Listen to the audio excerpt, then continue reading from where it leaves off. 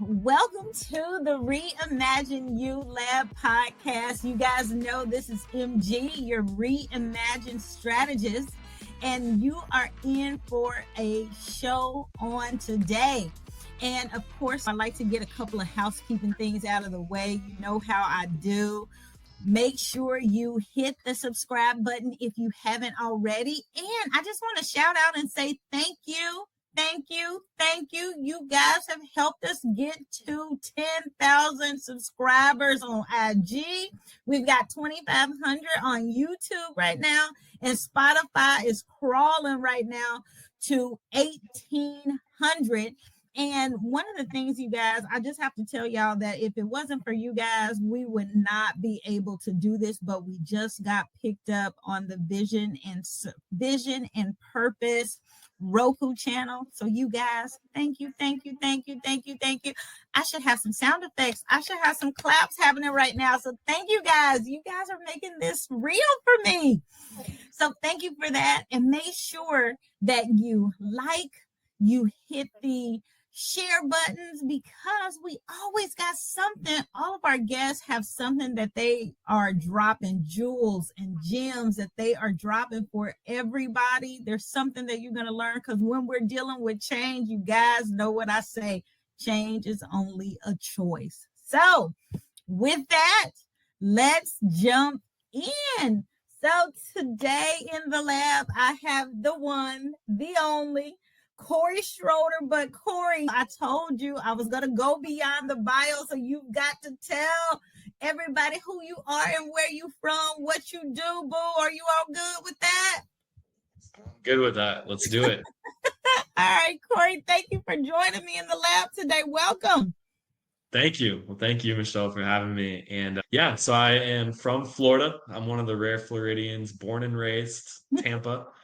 Love it here. I will never leave the Sunshine State. And a little bit about who I am and what I do. At the moment, for the past 8 years, I've been an insurance broker.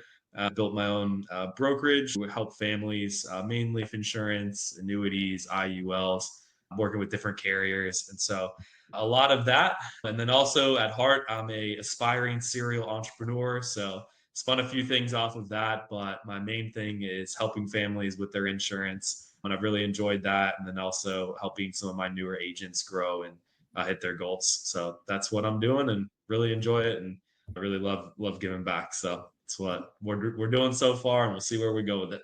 Yeah, well, you know what? That's good. 8 years, that's a long time. And 8 is the number for new beginnings. So, you know what, Cory? So how did you get into insurance in the first place? What made you take that step?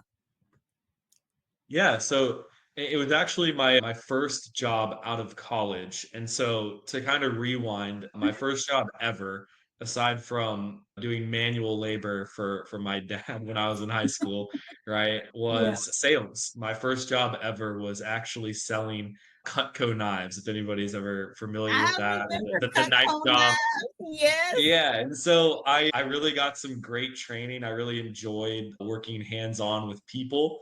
Mhm. And it was pretty straightforward. I got to meet people in their homes, talk to them about what their needs were. And so I had a friend that was working insurance. She had graduated a few months before me, and it kind of aligned with exactly what I had done with Cutco. It was like, oh, wait, this is like Cutco, but with insurance. And I was like, well, everybody needs insurance in one capacity or another.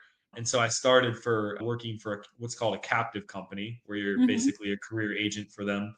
And that's how all that got kicked off. It was like, hey, this is Cutco, but an adult job for me out of college. And then there's plenty of Cutco professionals too that do it as a career. But I was like, hey, I want to do insurance. And so that's how that got kicked off right out of college. Right out of college, man, and you done stuck with it. You know what? Actually, that's super good though, because like you got into something, you found what they would call that transferable skills, right? Like you found something that you like to do, you're just doing it in a different industry, working with people, being able to kind of hone your craft as well, because you've been able to grow in it. So I always ask people whenever they kind of come into the lab and stuff, and we're talking about change and making changes and things like that. And as we're talking about kind of careers, right? Talking about, hey, I've decided, hey, this is what I'm going to do. I got a job right out of college.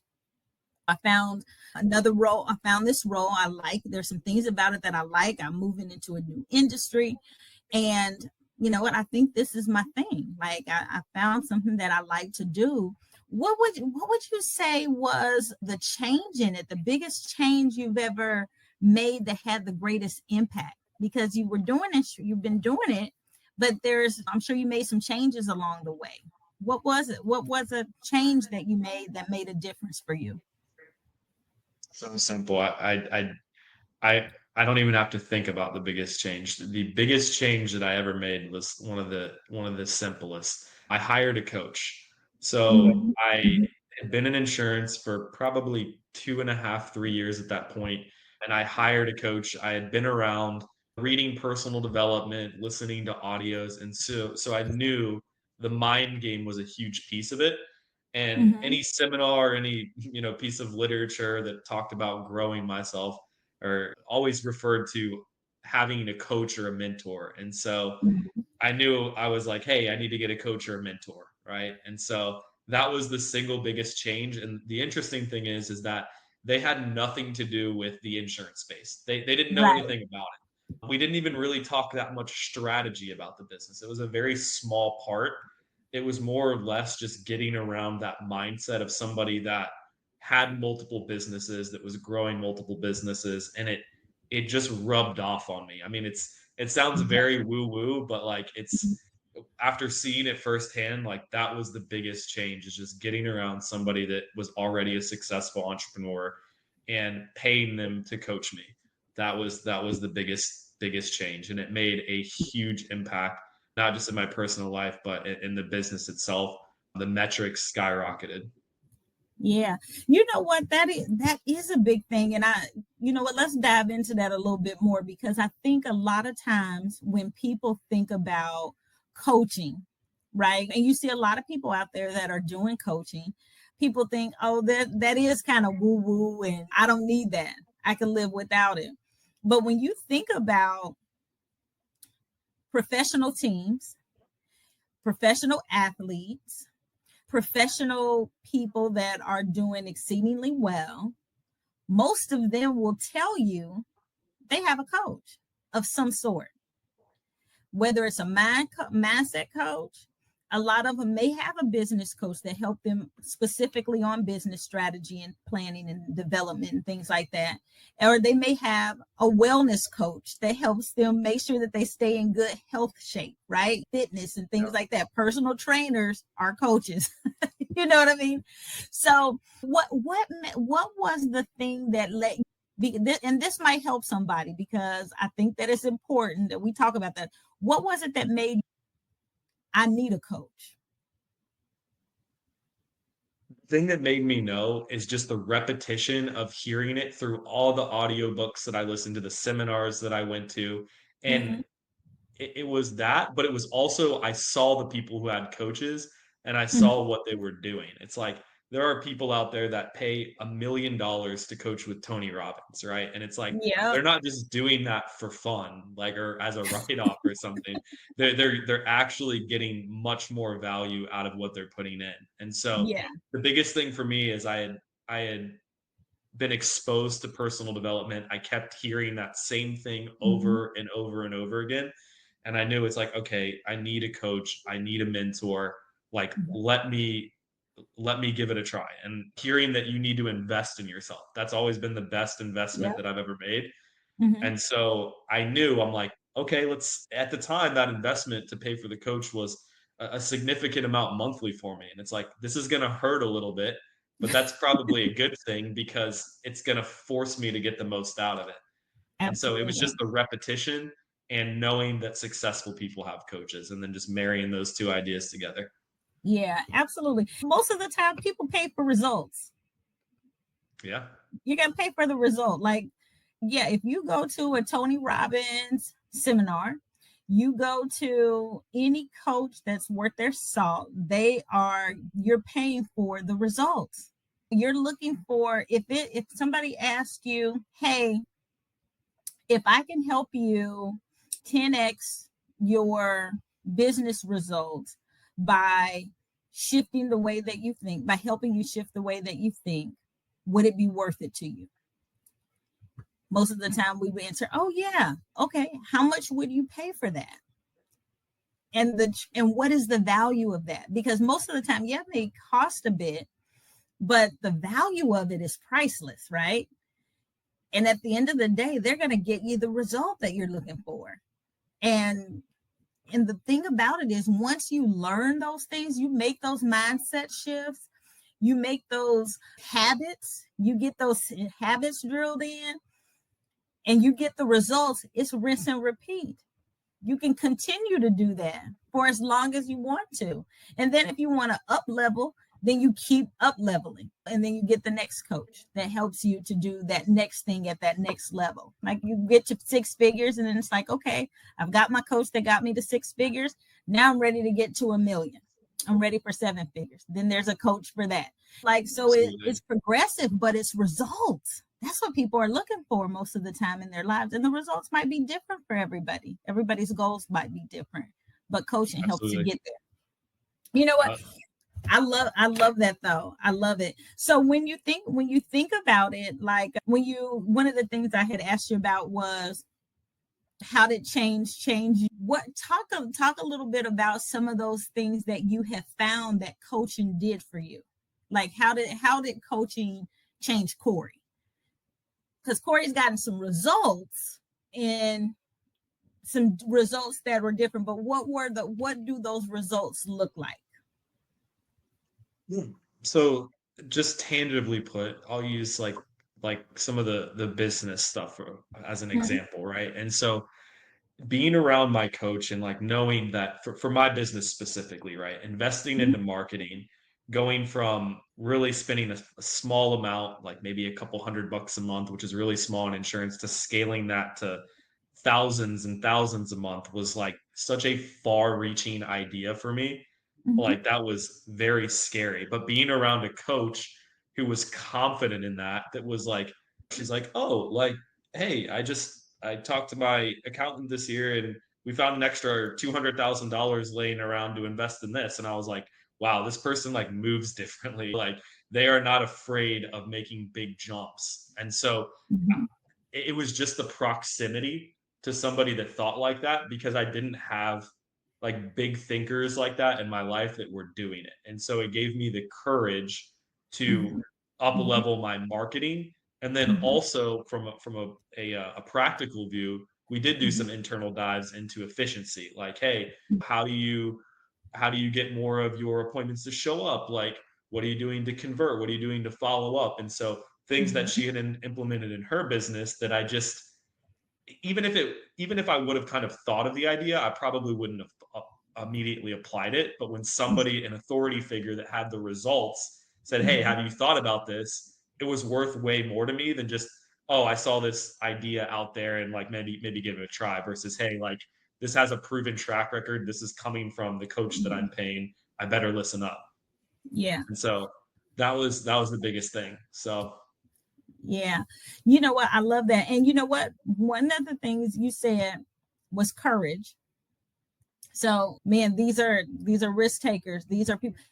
You know how you hear that the little paradigm, or not it's a paradigm shift when you think about, hey, the 5 people you are an average of the 5 people in your circle that you're closest to.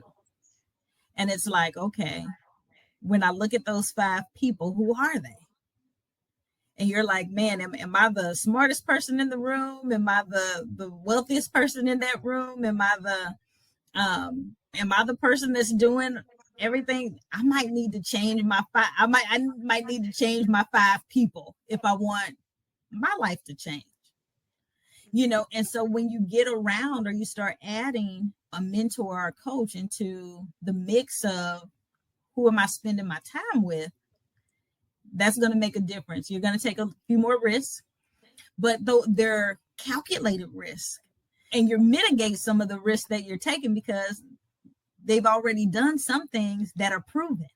right? They're already doing some things that are working.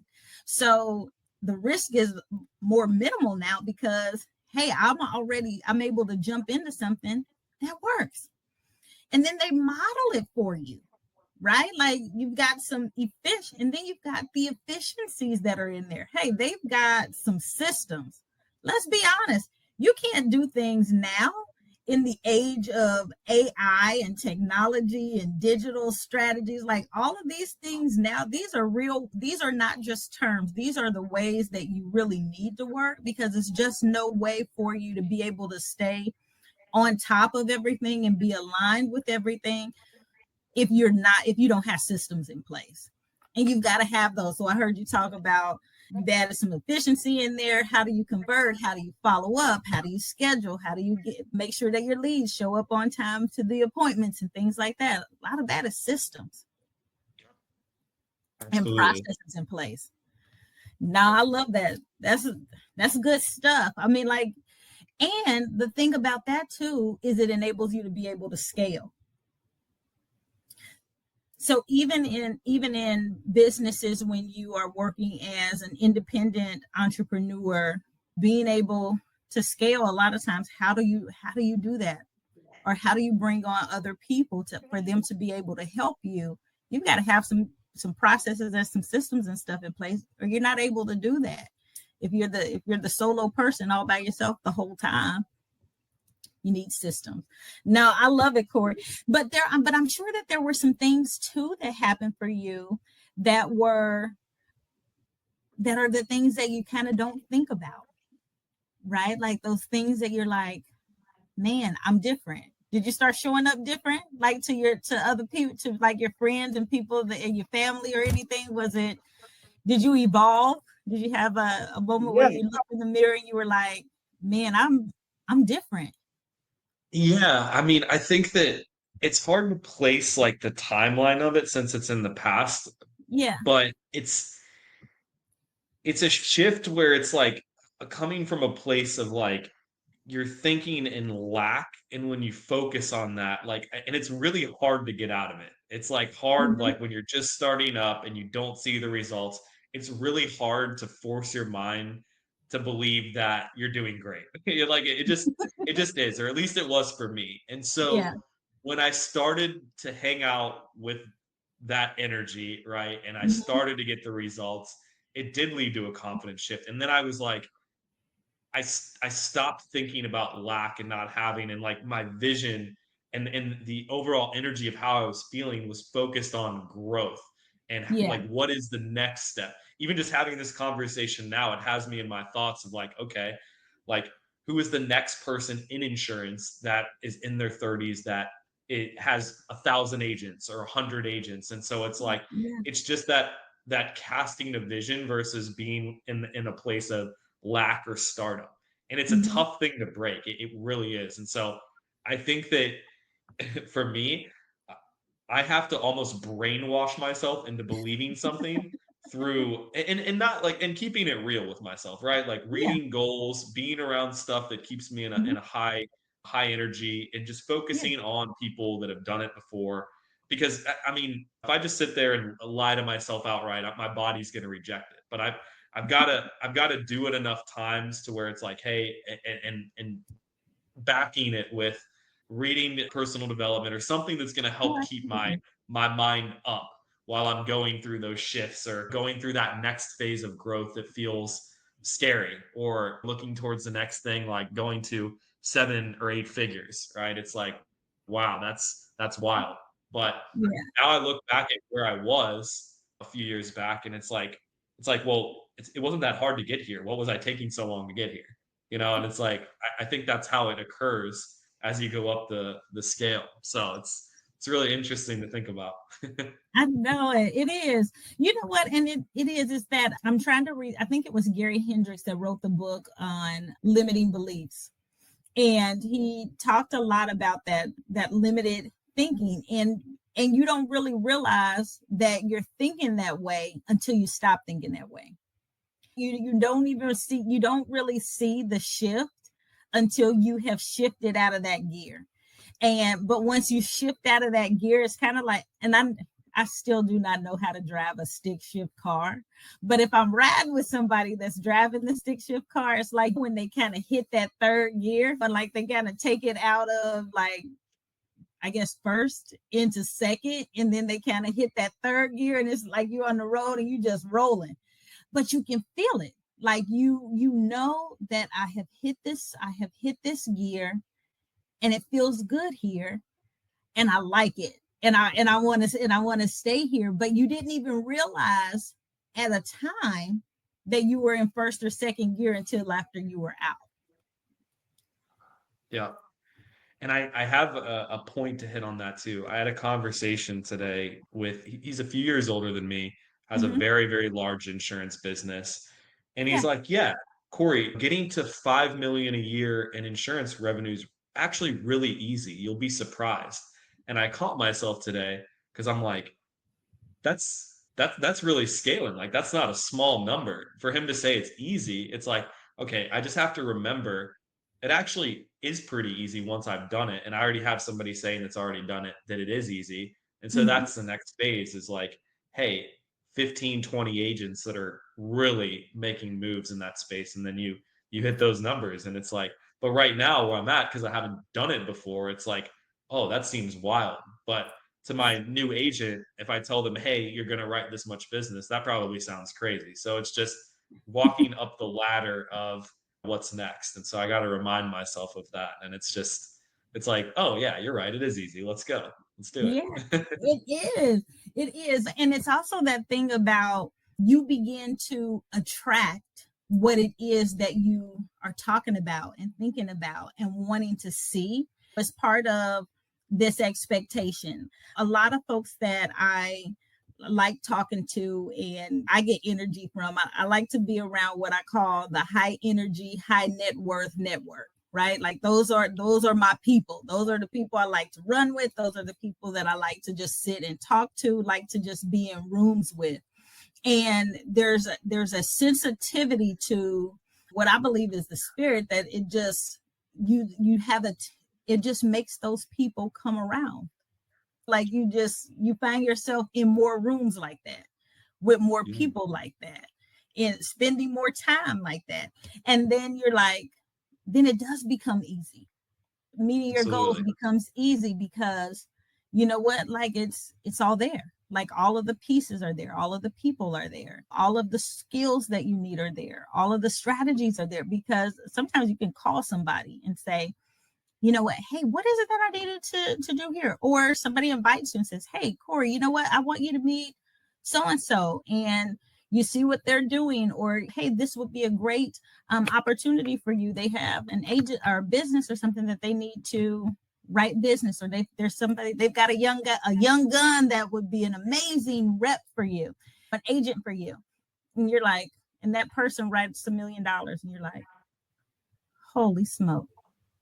Yeah. So it just kind of happens that way. And so I believe in that kind of stuff. It just, Yeah. you're in the right It's so place. simple. It can't go understated. It's like, and you'd mentioned like the people that I hang out with the most. It's like, yeah, I think about my closest friends. They're doing things that are not really typical for their age either. And it's like, it's it's neat. And it's like we all have to kind of drive and be aware of who we're hanging out with. Like this year, one of my goals was to grow stronger in my faith and not just in words, right? Yeah. Like, oh yeah, it's easy to talk, but it's like, Mhm. how am I backing it up? And it's like, I looked at it and it's like, do I have friends that are really strong in that area in their life? And it's like, I probably need more people that are grounded, that way I can mirror that. I've got the friends that are doing the business stuff, but what about Mhm. the other? What about that component? And so I had a kind of a realization that I need to get around those folks more.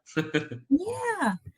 And they'll come. They will Yeah. start showing up, and you will find yourself in those places. Like Yeah. if that's a goal that you have, then you intentionally put yourself there, and then you'll find yourself in those places more, with Yeah. those people more. I'm telling you, I like to say, there's a little saying that I have. It is, speak what you seek until you see what you said. Mm. Speak what you seek until you see what you said. And I'm telling you, It's one of those things that there's a God factor that always is at work. That's at work, and things happen. Like he hears you, and if that is what you are seeking and you have an expectation for, he'll be sure that it shows up for you. Absolutely. I agree. Yeah, I don't doubt that ever, like one bit. So Cory, when you are thinking about change and you're thinking about making big strides and you're thinking about and you're reading your books, what's on your table right now? Like I always have like books. There's always books somewhere. What are you reading right now? I'm really an audiobook person, so because I can just pop that in when I'm running or Yeah, walking. me I too. I I read got Audible. Yep. yeah, I'm revisiting one that I've listened to a long time ago, Outwitting the Devil by Napoleon Hill. Yep. Um, Yes. that one is really good. And then I have another one here that I just started. Let me pull up the title here. Um, I don't know the title offhand, but it's on my top up here. I'll let that load here in a second. But Yes, essentially, it's Outwit a the book Devil. about That's a good one. That's a good one because a lot of people yeah, don't get that one from Napoleon Hill. They always think and grow rich, but they don't get into the next yeah. You one. got So to know no, about the snares and what to avoid. It's a call yeah. out, so it's good. But yeah, one of the ones it's basically a book about scaling. And so I was like, hey, I need to think about scaling and what Mm-hmm. are some of these top authors for talking about scaling businesses that have done it, that have taken businesses, built them up, sold them. And so I've got it on here. Yeah, it's called Scaling Up. Scaling Up. So Scaling up. Yeah, yep, and yep. So that's one Andrew that I'm reading Horowitz right is a now. good one for scaling too. What's that one? And it's Andrew Horowitz, and he has all of the ones like. Hang on, let me pull him up I'm because taking I down want to. notes. I got my Audible subscription that I just add to. I know you know what in my Audible it has like. I used to drive a lot.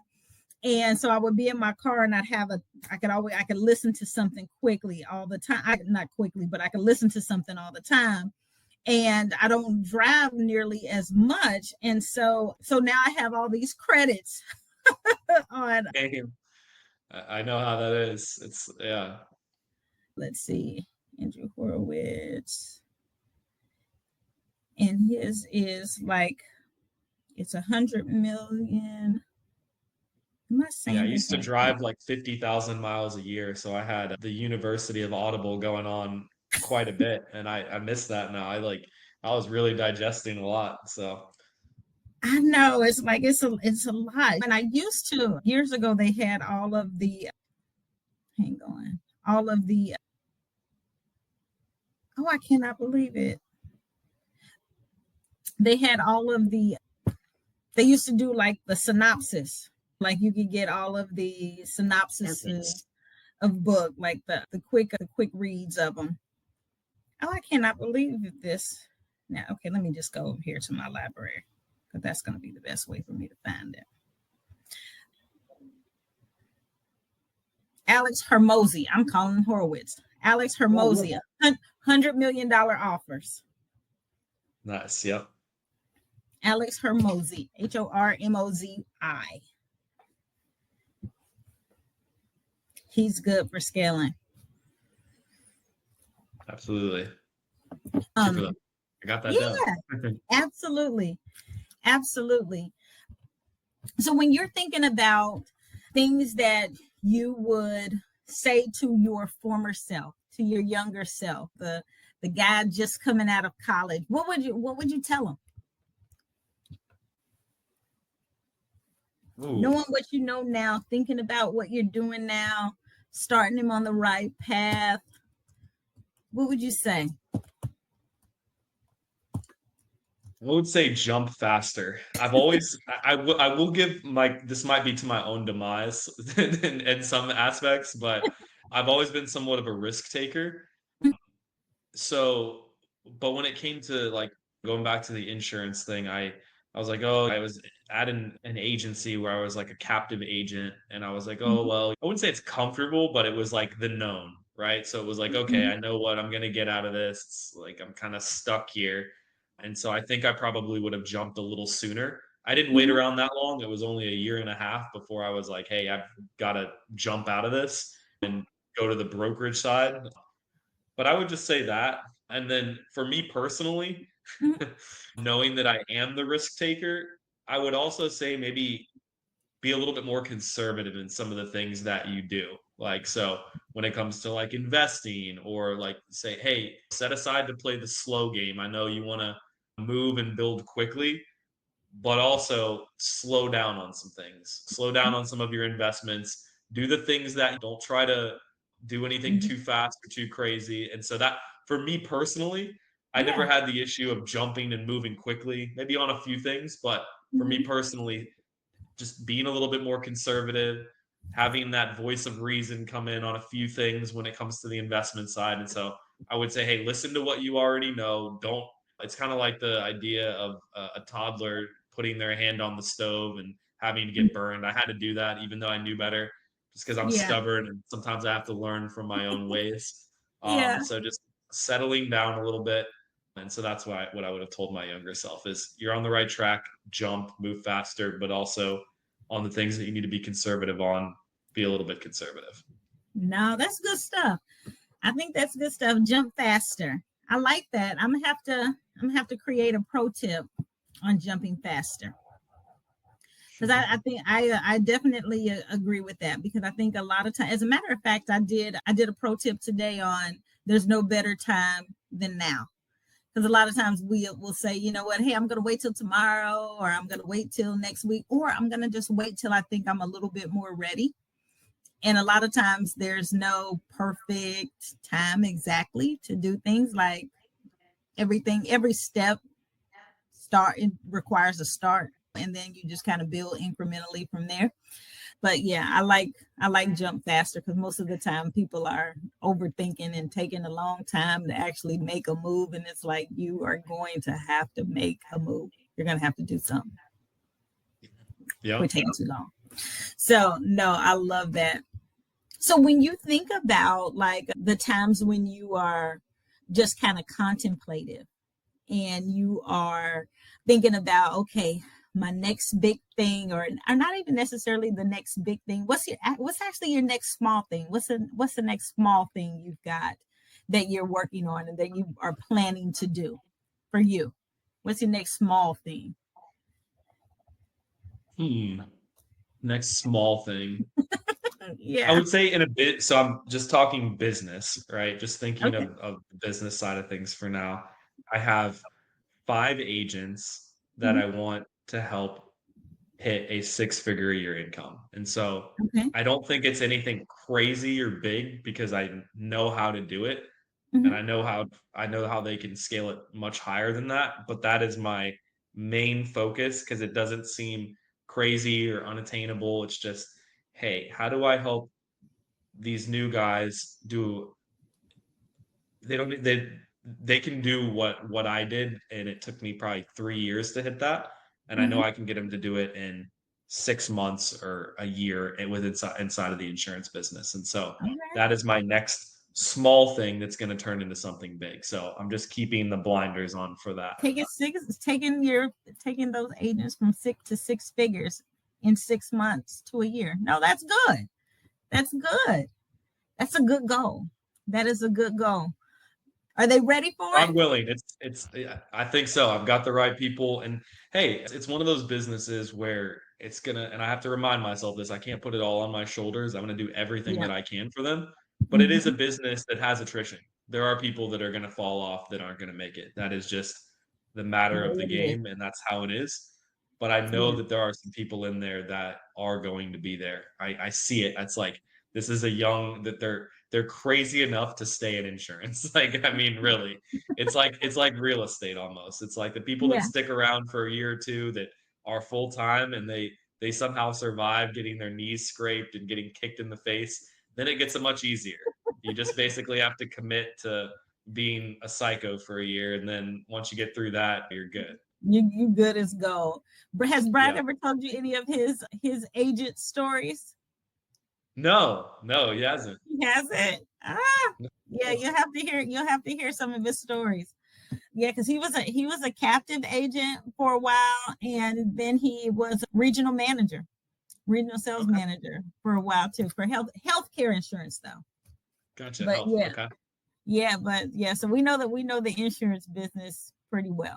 Life Yep. insurance as well as health insurance. So yeah. So It's a we people know. business. Anytime you're dealing with people in a all commission setting where it's like, hey, you really have to help them, and like it's a different mindset. Like they've got It to go is. out and help their people, and it's not for everybody. Like It is. I think I need to start scaring people away from it. Like, hey, you don't know what you're in for, but it will be worth it if you can make it a year. It's always worth it. Yeah, it's kind of like if you can, it's a survival of the fittest. If you can hang in there with it, it's worth it. And it's something that really that everybody needs. Like we would always tell people, like this is the one thing that that your family is going to need. If you're working, and if anything was to ever happen to you, the people who are counting on what you bring home, you need to make sure that it's replaced if anything were to happen to you. So yeah, like that is like that's a real thing. Like people need that. And like yeah, that's a person is irreplaceable, and their income is irreplaceable if something were to happen to them, if their family depended on it. So yeah, that's a real thing. And so sometimes it's hard for people to hear it, but yeah, but you know what? There's some really good agents out there that I tell you that go hard for folks, and they're out there really trying to help people understand how to protect their families and protect their livelihoods and things like that. And so I'm betting on you, Cory, and your folks. You're gonna make sure that that happens for them. They're gonna make it. You got them. You got them. Absolutely. And it comes from people that are in it for the right reasons, right? So Oh that they're yeah, for service sure. based because insurance is an equalizer and it exposes. So if they're in it for bad reasons, they'll be washed out in a few months and they won't make it. But the Yeah, people that are doing it the right way, that care, that also have the mentality for it, they'll see success. It's one way or another. So it's a matter of absolutely. time. That is for sure. That is for sure. But man, I'm telling you, the time always seems to creep up on me so quickly. So, Cory, you have been amazing. Before I let you out of the lab, though, you have to tell folks how they can get in contact with you. How can they reach out to you? If they want to So check and see if they can get some better insurance rates, always tell people you just check and see. yeah, so I can post my card. I have a like a digital card. It's a copy of my business card and then my residence license here in Florida, licensed in multiple different states as well. So however you'd like me to post that show, I can do it that way. And then I can also post my cell phone number and email. So however somebody wants to correspond, whatever's easiest.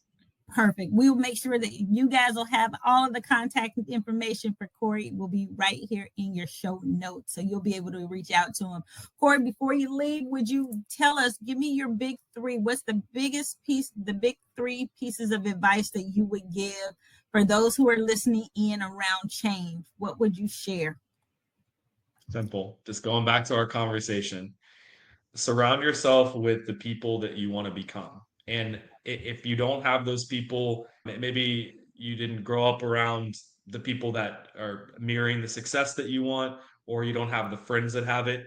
I would say go to seminars that are local to your area, right? Get online, so type in Mhm. success or business seminar or whatever, and just get around that energy and then start reading books, listening to audios of something that you want to learn on from somebody that already has the results, like a professional or somebody that's in that space that has the results that you can listen to. And so those two things right there are huge. Yeah. Is just getting into that mentality and that mindset, surrounding yourself with that energy. That's the biggest thing. It starts to get the wheels turning, and it helps. I know it did for me. It helps you shift. So even if you didn't come from that or have people in your immediate family or atmosphere that have that success, it'll start to shift how you think. And then the third thing is get a coach, right?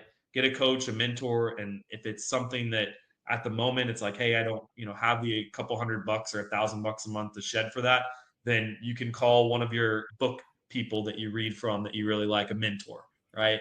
And so that is the biggest thing, is you've got to get the internal right before you see it on the outside. And it does sound really woo woo, but the longer I've spent doing this and going down the rabbit hole of personal development, the more I realize that is the most important thing, is the inner workings. That's the reason why you can take somebody, get rid of all of their success, and they can rebuild it in a year. I actually believe that. I see it now. It's like the inner mechanics is what matters most. Yep. That is so true. You got it. But Cory, thank you for joining me today. I appreciate you coming in. We'll have to have you back here again soon. But have a great one. And it has been a pleasure. Everyone, I want to thank you for tuning in to the Reimagine You Lab podcast. This is the place where we come in and we change the way we think, look, do, act, speak, all of that stuff, because change is only a choice. Thank you for being here. Make sure you hit the subscribe button. Share this with your friends, family, a colleague, a peer. And I will see you here next Friday. Have a good one. Oh, it's been awesome. I appreciate it.